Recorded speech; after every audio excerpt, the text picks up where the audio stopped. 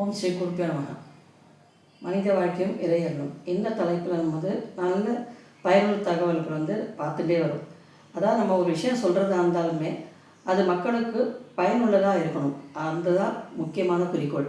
இன்றைக்கி அந்த வரிசையில் பார்த்தீங்கன்னா கடலூர் விருத்தாச்சலம் மாவட்டத்தில் இருக்கக்கூடிய திருக்கூடலை ஆற்றுன்ற சிவன் கோயில். இது தேவார பாடல் பெற்ற ஸ்தலம்.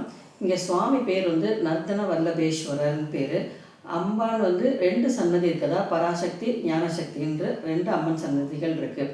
இந்த சுவாமி பிரம்மாவுக்கும் சரஸ்வதிக்கும் தன்னோட நர்த்தனத்தை பிரத்யட்சமாக காட்டின ஸ்தலன்றதுனால, அதாவது இவர் சுயம்பு, இங்கே சுயம்புவாக இருந்தார்.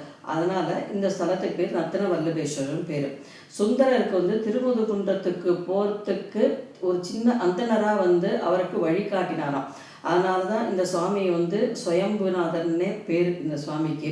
இந்த மாதிரி நிறைய விஷயங்கள் இந்த ஸ்தலத்துக்கு மகிமையில் இருக்குது. கல்லால மரம் தான் இதோடைய தல விஷயம். இங்கே மணிமுத்தாரும் வெள்ளாரும் சங்கமிக்கிற இடம் தான் இந்த இடம். இதுக்கு தக்ஷ பிரயாகைன்னும் இதுக்கு பேர்.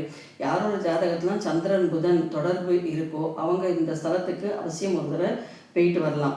இங்கே குழந்தை இல்லாத போய் இந்த சுவாமி கிட்ட பிரார்த்தனை பண்ணிட்டு அவளுக்கு ஒரு அர்ச்சனையோ தன்னால் முடிஞ்ச அளவுக்கு ஒரு அர்ச்சனையாக பண்ணால் கூட போதுமானது. சுவாமி பெருசாக ஒன்றும் எதிர்பார்க்க மாட்டார்.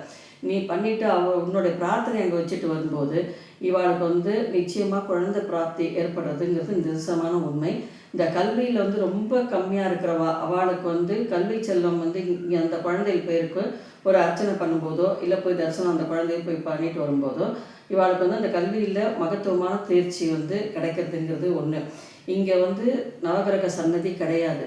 ஆனால் பொங்கு சனீஸ்வரருக்கு தனியாக ஒரு சன்னதி இருக்குது. சனீஸ்வர பகவானுக்கு இவருக்கு பிரத்யட்சமான நேரமெல்லாம் உங்களுக்கு தெரியும். அந்த நேரத்தில் போய் இவருக்கு பூஜை பண்ணலாம். இந்த யம தர்மராஜாவோட சன்னதியில் கணக்கு இருக்கிறார் இல்லையா, சித்திரகுப்தன், அவருக்கு இங்கே தனி சன்னதி இருக்குது.